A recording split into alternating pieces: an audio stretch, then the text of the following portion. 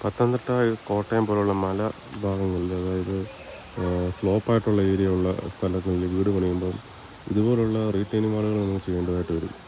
Retaining വാൾ ചെയ്യുമ്പം cellular area നമ്മൾ റൂമായിട്ട് use ചെയ്യുന്നുണ്ടെങ്കിൽ നമ്മൾ ഒരിക്കലും ഈ റീറ്റെയിനിങ് വാളിൻ്റെ തൊട്ട് അടുത്തായിട്ടെന്ന് വെച്ചാൽ റീറ്റെയിനിങ് വാൾ വരുന്ന ഭാഗം റൂം ആക്കാൻ നോക്കരുത്, അല്ലെങ്കിൽ ഹോളാക്കാനോ ഒന്നും നമ്മൾ ശ്രമിക്കില്ല. കാരണം ഈ റീറ്റെയിനിങ് വാൾ കോൺക്രീറ്റ് ആണെങ്കിലും നമ്മൾ എത്ര വാട്ടർ പ്രൂഫിങ് ചെയ്താലും, അല്ലെങ്കിൽ ലക്ഷങ്ങൾ മുടക്കി വാട്ടർ പ്രൂഫ് ചെയ്യണം, എത്ര ചെയ്താലും ഇതിൻ്റെ ചെറിയ ശിശിരങ്ങൾ കൂടെ വെള്ളം അകത്ത് കയറും.